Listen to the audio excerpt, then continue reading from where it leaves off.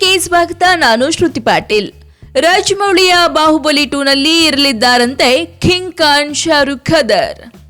S Rajamouli ನಿರ್ದೇಶನದ ಬಾಹುಬಲಿ ಸಿನಿಮಾವನ್ನ ಎಲ್ಲರೂ ಬಹಳ ನಿರೀಕ್ಷೆಯಿಂದ ಕಾಯ್ತಿದ್ದಾರೆ. ಬಾಹುಬಲಿ 2 ಮೊದಲ ಭಾಗಕ್ಕಿಂತಲೂ ಗ್ರ್ಯಾಂಡ್ ಆಗಿರುತ್ತದೆ ಎಂದು ಸ್ವತಃ ರಾಜಮೌಳಿ ಅವರೇ ಹೇಳ್ಕೊಂಡಿದ್ದಾರೆ. ಇನ್ನೇನು ಬಾಹುಬಲಿ 2 ಬಿಡುಗಡೆಯಾಗಲು ಕೆಲವೇ ತಿಂಗಳು ಬಾಕಿ ಇರುವಾಗಲೇ ಸೌತ್ ಫಿಲಂ ಇಂಡಸ್ಟ್ರಿಯ ದೊಡ್ಡ ನೆಟರ ಹೆಸರುಗಳು ಬಾಹುಬಲಿ 2 ಜೊತೆ ಕೇಳಿಬಂದಿತ್ತು. ಕೆಲವು ದಿನಗಳ ಹಿಂದಷ್ಟೇ ಮೋಹನ್ ಲಾಲ್, ಸೂರ್ಯ ಈ ಸಿನಿಮಾದಲ್ಲಿ ಆಕ್ಟ್ ಮಾಡ್ತಾರೆ ಅನ್ನೋ ಸುದ್ದಿ ಕೂಡ ಕೇಳಿಬಂದಿತ್ತು.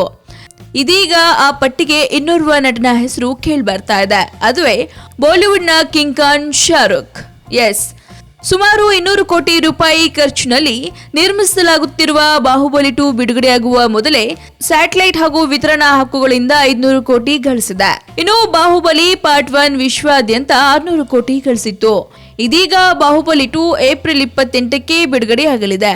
ಹಾಗಿದ್ರೆ ನಿಜಕ್ಕೂ ಬಾಹುಬಲಿ 2 ನಲ್ಲಿ ಕಿಂಗ್ ಖಾನ್ ಶಾರುಖ್ ಕಾಣಿಸ್ಕೊಳ್ತಿದ್ದಾರಾ ಅಥವಾ ಇದು ಗೋಸಿಪ್ ಅನ್ನೋದು ಕಾದ್ ನೋಡ್ಬೇಕಾಗಿದೆ. ಮತ್ತಷ್ಟು ತಾಜಾ ಸುದ್ದಿಗಾಗಿ ಸಬ್ಸ್ಕ್ರೈಬ್ ಮಾಡಿ ಫಿಲ್ಮಿ ಬಿಟ್ ಕನ್ನಡ. ಹಾಗೆ ಈ ವಿಡಿಯೋ ನಿಮ್ಗೆ ಇಷ್ಟವಾದಲ್ಲಿ ಲೈಕ್ ಮಾಡಿ, ಶೇರ್ ಮಾಡಿ ಆ್ಯಂಡ್ ಕಮೆಂಟ್ ಮಾಡಿ.